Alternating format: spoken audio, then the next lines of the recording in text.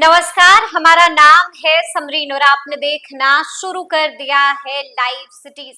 देखिए, आपने देखा था कि इस बार लोकसभा में सहारा का मामला गूंज उठा था और जैसे ही सहारा का मामला गूंजा था वैसे ही लोगों में एक बार फिर से उम्मीद जगी थी कि उन्हें उनका खोया हुआ पैसा, उन्हें उनका डूबा हुआ पैसा वापस मिल जाएगा। देखिए, लाइव सिटीज आपको लगातार सहारा को लेकर के अपडेट दे रहा है। हम आपको बता रहे हैं कि आगे आगे इस मामले में क्या कुछ हो रहा है और क्या कुछ ऐसी खबरें हैं, क्या कुछ ऐसी जानकारियां हैं जो आपको जान लेना बेहद जरूरी होता है। तो आज एक बार फिर से हम आपको सहारा से जुड़ी बड़ी खबर बताने जा रहे हैं। तो इस मुद्दे पर सीधी बातचीत करने के लिए हमारे साथ जाने माने एडवोकेट अनिल सिंह जी भी मौजूद हैं। सबसे पहले बहुत शुक्रिया बातचीत के लिए। जी नमस्कार मैडम। जी नमस्ते। नमस्ते लाइव सिटी में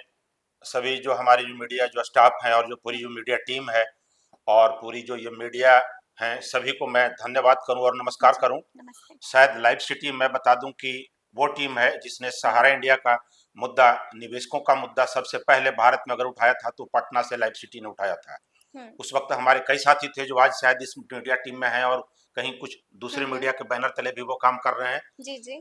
पूरी भारत में सबसे पहला मैं बताऊं कि इस मीडिया ने हिम्मत किया, वरना कोई इतनी बड़ी बड़ी मीडिया है, कई और भी मीडिया यूट्यूबर, कोई सहारा के मुद्दों को मुद्दा ही नहीं समझती थी।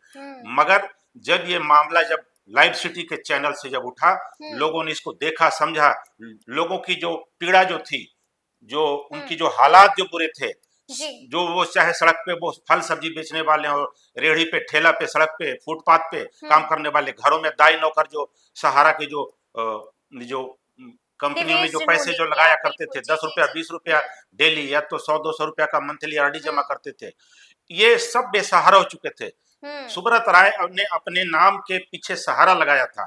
सहारा कह करके लोगों को कहा कि हम भारत की सबसे टॉप फाइनेंस कंपनी है, जिसको भारत सरकार ने सबसे ज्यादा मान्यता दिया हुआ है कि आप ज्यादा से ज्यादा लोगों को para banking, non banking company के तहत लोगों को ब्याज दे सकते हैं। बिल्कुल जी। तो लोग नेशनल बैंक को छोड़ के सहारा में जा रहे थे। यानी कि आप कह रहे हैं कि सहारा ने सबको बेसहारा कर दिया था और लाइव सिटीज से जो आवाज निकली थी वो आवाज दूर तलक गई थी। चलिए, अब हम लोग बातचीत की शुरुआत करते हैं वकील साहब। सबसे पहले हम आपसे जानना चाहेंगे कि ऑफ कैमरा आप हमें बता रहे थे कि सहारा का एक और बड़ा झोल पकड़ाया है। वो बड़ा झोल क्या है? एक बड़ा झूठ पकड़ाया है सहारा का। वो झूठ क्या है वकील साहब? सहारा का सबसे बड़ा झूठ है, अभी तक तो दुनिया एक झूठ को जान रही है कि सहारा मैनेजमेंट ने निवेशकों के पैसे नहीं दिए हैं, नहीं दिए, जो कि एक सर्टिफिकेट में डिक्लेयर था कि हम इतना ये पैरामीटर के तहत फलाने डेट को पैसा ले रहे हैं। कोई पॉलिसी 1.5 साल की थी, कोई 3 साल की थी, कोई 6 साल की थी, कोई 72 महीने का था, कोई कोई आपको 96 महीने का था। ये जो एफडी की जो पॉलिसी मैं बता रहा हूँ, कोई 5 साल की आरडी थी, कोई 10 साल और 15 साल की आरडी थी, उसकी मैच्योरिटी में उसको पेमेंट देने की बात थी। ये तो पब्लिक पूरी जानती है। लेकिन सबसे बड़े बड़े 3-4 गुना है। सबसे बड़ा गुनाह देखिए जो मीडिया में बहुत कम आया, मैंने भी जो जानकारियां दी है, शायद ही किसी चैनल पे, लाइव सिटी पे भी मैंने दिया है 1-2 बार इसकी जानकारी, पिछले वीडियो में मैंने कहा है।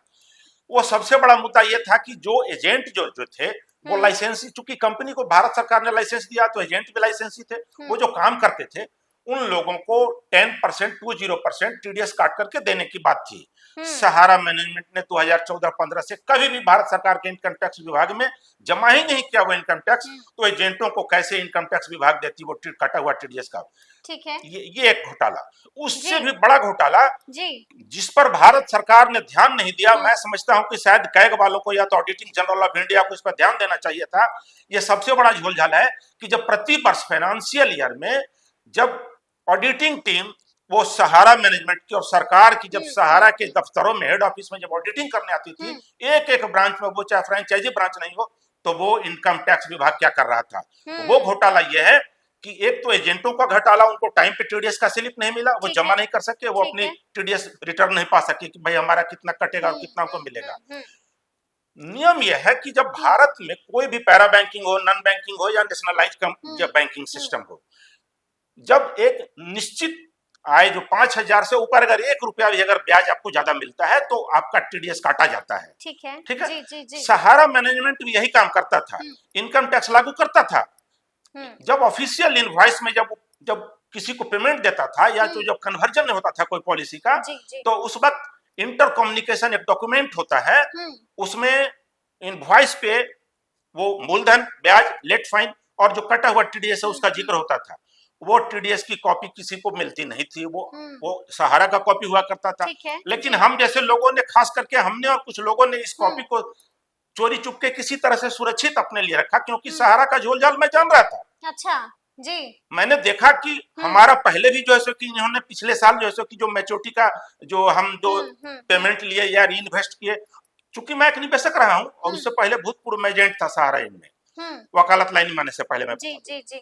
तो मैंने देखा कि हमको तो 1 साल बीत गया, नहीं मिला। तो हमने क्या किया कि लिखा पढ़ी के बहाने थोड़ी सी साइड होकर के हमने सब उसको मोबाइल में सारे फोटो खींच लिए। ठीक है। वो अभी भी मेरे पास घर में पड़े हुए हैं। वो हमने सुप्रीम कोर्ट ऑफ इंडिया में ये दूसरा बड़ा झोल है, ये सबसे बड़ा झोल है, सबसे बड़ा पेमेंट का झोल झाल तो है सो है। अब निवेशकों, अच्छा, प्रतिबंध वाला भी झोल है वकील साहब, ये प्रतिबंध वाला झोल कौन सा झोल है? प्रतिबंध लगाया गया है कि प्रतिबंध नहीं लगाया गया है, वो क्या मामला है? सहारा मैनेजमेंट कहता है 2012 से जो 31 अगस्त 2012 को जो ऑर्डर आया है सुप्रीम कोर्ट, ऑर्डर कॉपी ये है जी, बिल्कुल ऑर्डर कॉपी ये है हमारे पास जी, और ये पूरे दस्तावेज हैं सहारा के खिलाफ वाले दस्तावेज, बिल्कुल जी। ये इसमें जो मैं बता रहा हूँ कि जो ऑर्डर जो दिया गया, ऐसा कहता है कि सुप्रीम कोर्ट ने सहारा की तमाम कंपनियों पर प्रतिबंध लगा दिया है और यही वजह है कि सहारा निवेशकों का पैसा वापस नहीं लौटा पा रही है। तो प्रतिबंध लगाया हुआ है ना, सहारा तो लाचार है। जी, सहारा मैनेजमेंट का यही कहना है जी। सहारा यही कहते आ रही है 2012 से। तो लाचार है या नहीं है? नहीं है, आज के डेट में नहीं है। 5 जून 2014 को सहारा से एम्बार्गो हटा दिया गया है। ठीक है, 5 जून 2014 को सहारा के सभी जितनी कंपनियां थी, जो एम्बे वैली था और सारी जगह पे सारे सेट्स पे एम्बार्गो हटा दिया गया है। उसकी यानी कि प्रतिबंध हटा दिया जी, गया है। उसकी कॉपी भी है। बोल रहा है सहारा जी, झूठ बोल रहा है, उसकी भी कॉपी है, वो हमने कई व्हाट्सएप ग्रुपों में वायरल कर दिया है। ठीक है जी।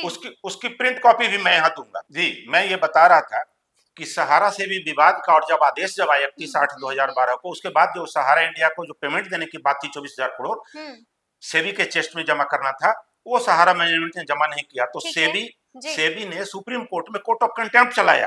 वो कंटेम्प्ट केस नंबर है 412 413। कोर्ट ऑफ कंटेम्प्ट चलाया सेबी ने सुप्रीम कोर्ट में सहारा के खिलाफ। जी। एक है रियल एस्टेट का, ठीक है, और दूसरा है हाउसिंग का। ठीक है, ये तो हम समझ गए, लेकिन वकील साहब हम आपसे ये समझना चाहते हैं कि जिस प्रतिबंध की बात हम कर रहे थे कि प्रतिबंध लगाया हुआ है और यही कारण है कि सहारा निवेशकों को उनका पैसा नहीं लौटा पा रहा है। हम कोर्ट के दोनों ऑर्डर्स की बात करेंगे। आप कह रहे हैं कि पहले प्रतिबंध था, उसके बाद प्रतिबंध हटा दिया था, वो दोनों ऑर्डर्स क्या कुछ थे? जी, जब सुब्रत राय को जब कोर्ट ऑफ कस्टडी में लिया गया था, तो उसके बाद इनको जैसे कि कहा गया कि सहारा का जितना मुद्दा है, जो पेमेंट का मुद्दा है, ये आप सुलझाइए और बताइए निवेशकों को कैसे पैसे देंगे।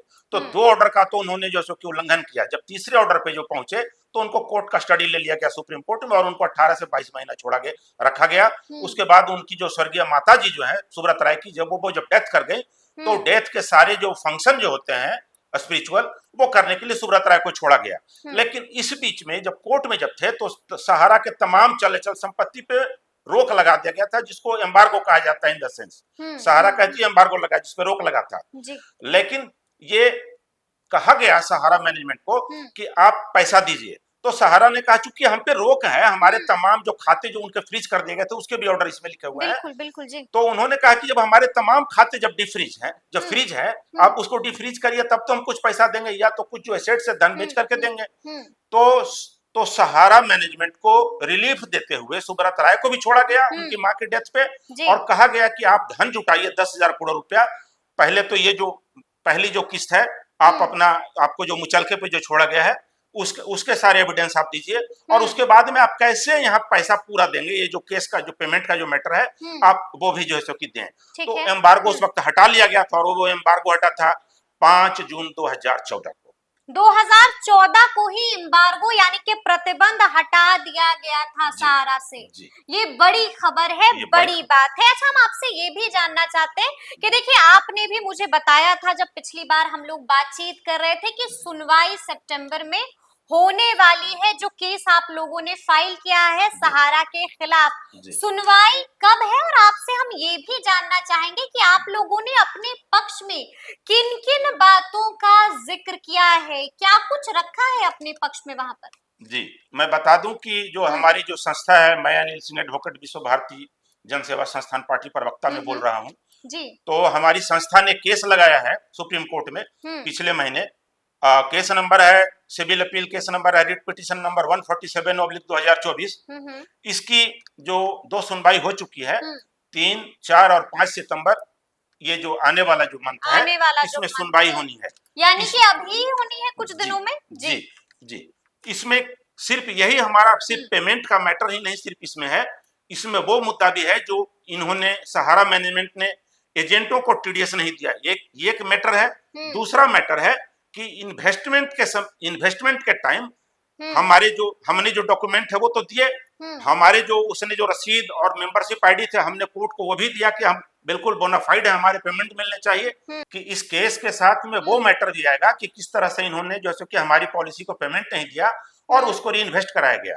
उसके लिए हमने पुराने पॉलिसी की रसीद दी है, इनवॉइस की जो कॉपी जो थी, जो ऑफिशियल जो इंटर कम्युनिकेशन होती है, वो हमने प्रूफ लगाया है।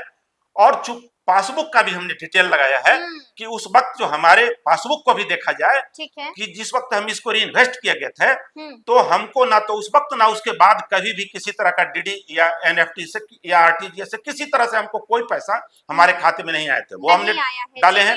और उसके बाद वो प्रूफ भी हमने दिए हैं कि सहारा मैनेजमेंट जब किसी पॉलिसी को मैच्योर्ड हो जाने के बाद जब उसको पेमेंट देता है या तो री इन्वेस्ट करता है, तो जो टीडीएस जो काटता है, वो टीडीएस भारत सरकार के इनकम टैक्स विभाग में जमा नहीं करता है। और उसके प्रूफ भी हमने वो जो इनवॉइस है, कच्चा चिट्ठा प्रूफ डाला है सुप्रीम कच्चा कोर्ट। चिट्ठा डाल दिया है आप लोगों ने, और आप बता रहे हैं कि इस मामले की अगली सुनवाई जो है वो 3, 4 और 5 सितंबर को होनी है। हम आपसे जानना चाहेंगे कि आपको क्या लगता है, क्या सुनवाई के बाद जो फैसला आएगा तो उस फैसले से निवेशकों को राहत मिलेगी? वकील साहब, क्या लगता है, आपका तजुर्बा क्या कह रहा है? जी, मैं कहता हूं कि भारत में न्याय जिंदा है, देर से देर न्याय मिलेगा और सुनवाई होगी। ये बात अलग है, सवालिया निशान होगा कि 3, 4 और 5 यानी कि 5 तारीख को ही फाइनल इस केस की सुनवाई हो जाएगी या डेट आगे भी बढ़ेगा, ये अलग मुद्दा होगा। जब कभी भी फैसला आए राहत मिलेगी, जब कभी भी फैसला आएगा हक मिलेगा। और मैं बता दूं कि इसमें इतने जो हमने जो अभी जो जानकारियां जो दी है, इसके साथ एक और मैटर है। सेबी में एक तो सहारा मैनेजमेंट पैसा नहीं जमा कर रहा था, सेबी के अगेंस्ट में प्रोपगेंडा उगल रहा था। सेबी ने सुप्रीम कोर्ट में एक केस चलाया जिसको स्लैब केस बोलते हैं, उसकी कॉपी ये है सामने, जिसमें 12-12.5 हजार करोड़ का जैसे कि उन्होंने चार्ज लगाया कि इन्होंने, चूंकि मेरे विरुद्ध में जो है कि हाउसिंग और रियल एस्टेट का जो पैसा जमा करने की बात थी, तो ये उल्टे सेबी से पैसा मांग रहा था सहारा मैनेजमेंट, आज भी मांग रहा है। मैं बता दूं कि हमारा जो केस जो सुनवाई होना है 3, 4 और 5 सितंबर को, उसमें एक जैसे कि आपको सब जैसे कि सहारा मैनेजमेंट ने भी जैसे कि केस जैसे उसमें इंटरलोकेटरी डाला है। उसका कहना है कि सेबी में जो हमारे पैसे पड़े हुए हमको दे दो, हम काउंटर खोल करके ऑफिस से पेमेंट देंगे, हमारे साथ अन्याय हुआ है, हम पर स्लैब केस लगाया गया है। तो जब प्रोपगेंडा फैला रहा था, तो देखिए ये उसका प्रूफ है, उसकी भी कॉपी है, उसका भी प्रूफ है कि कौन सच्चा कौन झूठा आपके सामने। 24,000 करोड़ सहारा सेबी के आदेश का, तो वो जो पेमेंट जो देने की बात थी वो तो दिया नहीं। बिल्कुल, उसके अलावा 12-12.5 हजार करोड़ का स्लैब केस, चूंकि प्रोपगेंडा फैलाया है, तो ये आदेश भी सुप्रीम कोर्ट का है। इसका भी अभी तक पेमेंट आपसे हम ये भी जानना चाहते हैं कि एक बार फिर से सहारा वाला पोर्टल खुला है, लेकिन ऐसे बहुत लोग हैं वकील साहब जिन्होंने अब तक रजिस्ट्रेशन नहीं किया है, तो क्या बिना रजिस्ट्रेशन किए हुए उनको उनका पैसा वापस मिल पाएगा? बहुत सही जवाब मीडिया में पूछा है और मुझे भी ये सवाल का जवाब बिल्कुल देना चाहिए था। मैं बता दूं कि जिन लोगों ने पोर्टल में लॉगिंग की है, डिफिशियंसी तो सॉर्ट आउट कर लिया जाएगा। अभी सुप्रीम कोर्ट के चीफ जस्टिस ने वो भी मांगा है, भारत सरकार को देना है। और जो मिनिस्ट्री ऑफ जो फाइनेंस है सीतारमन और अमित शाह जो गृह होम मंत्री मिनिस्टर के हैं, अलावा जो सो कि सहकारिता मंत्री चूंकि हैं, वो जी। सहकारिता मंत्री भी हैं कि हम्म। डिफिशियंसी कैसे सॉर्ट आउट किया जाए, हम्म। निवेशकों को कैसे पैसा दिया जाए, इसके लिए उनसे भी कई सुझाव मांगे गए हैं। हम्म। और ये जितने जो आंदोलन जो सड़क पे कर रहे हैं, जो हम्म। संस्थाएं जो सुप्रीम कोर्ट में गई है, उनसे भी मांगे गए हैं। हम्म। तो ये पक्की बात है कि पोर्टल पे जो लोग लॉगिन करेंगे पेमेंट उनको मिलेगा, उनको ही मिलेगा। जी और उनको ही मिलेगा। जिन्होंने अब तक लॉगिन नहीं किया है, रजिस्ट्रेशन नहीं किया, उनका क्या होगा? उनको पैसा पोर्टल नहीं दे सकेगा, क्योंकि जो हम्म। सीआरसीएस की जानकारी में होगा उन्हीं को पैसा मिलना है। बिल्कुल नियम तो बिल्कुल यही बिल्कुल, कहता है। जी जी जी। सहारा मैनेजमेंट 2012 से किसी को पेमेंट दे नहीं रहा है। सहारा के पूरे भारत में 40% से ऊपर ऑफिस बंद हो गए, चूंकि नया एनआई नहीं आ रहा है, एजेंट उनसे भड़क गए हैं, निवेशक उनसे नारुष्ट हो गए हैं, चूंकि पेमेंट नहीं मिल रहा है। बिल्कुल, ऑफिसों में बिल्कुल। ऑफिस में एजेंट भर से सहारा मैनेजमेंट का गाली गलौज, मारपीट और बोथ साइड से केस मुकदमे चल रहे हैं। जब पेमेंट मांगने जाता है तो उनको कहा जाता है कि आप इसको री इन्वेस्ट कर दीजिए। इस दौरान जी, अगर जी, कोई जी। री इन्वेस्ट किया तो 90% तक री इन्वेस्ट होता है और 10% उसको पेमेंट मिलता है। कई निवेशक पेमेंट के चक्कर में सहारा मैनेजमेंट के साथ मारपीट कर लेते हैं, तो ये एक अलग मुद्दा है। अब मैं बता दूं कि आप, मैं जो बता रहा था केस नंबर 9813 2011, ये उसकी कॉपी है पूरी, 270 पेज का है। इसमें मैं बता दूं कि जो लास्ट पेज है, ये देखिए 31 अगस्त 2012 को पेमेंट देने का जो आदेश है। और इसके अलावा और कई छोटे छोटे आदेश थे, 2010 में आए थे, 2011 में भी कुछ आदेश आए थे। सारे आदेश को कंक्लूड करके 31 अगस्त 2012 को जो सो कि अटैच किया गया था। तो ये बहुत बड़ा मुद्दा है। देखना होगा कि सुप्रीम कोर्ट में न्याय कैसे मिलता है, कब मिलता है, या आपको क्या लगता है कब तक लोगों को उनका डूबा हुआ पैसा, खोया हुआ पैसा वापस मिल जाएगा? कब तक मिल पाएगा? देखिए, पैसा दो ही तरीके से मिलेगा। अच्छा।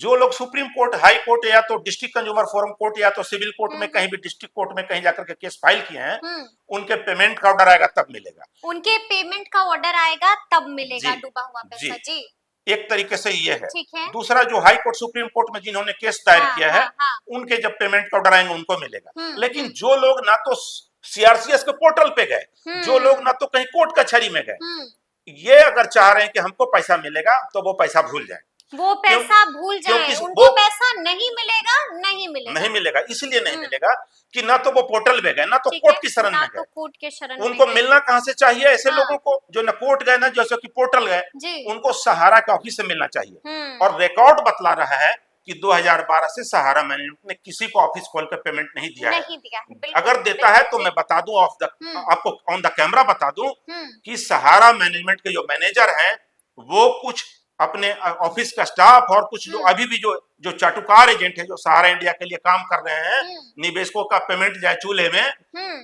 वो क्या करते हैं 10% से लेकर के 30% तक कमीशन लेते हैं और उसके बाद निवेशकों को 100% पेमेंट देने की बात होती है। सबसे बड़ा मैं आरोप लगा रहा हूँ। चलिए ये हो रहा है, ये हो रहा है। तो सुना आपने क्या कुछ बताया है एडवोकेट साहब ने। देखिए, साफ साफ बता दिया है कि आगे आगे क्या कुछ होगा। देखिए, हमने आपको ये भी बताया है कि इस मामले में अगली सुनवाई 3, 4 और 5 सितंबर को होनी है। तो अब देखना है कि आगे आगे क्या कुछ होता है। तो ये पूरी बातचीत आपको कैसी लगी है, कमेंट करके हमें जरूर बताइएगा। तो ऐसे तमाम अपडेट्स के लिए ऐसे ही हमारे साथ बने रहिएगा और देखते रहिएगा लाइव सिटीज। बहुत शुक्रिया।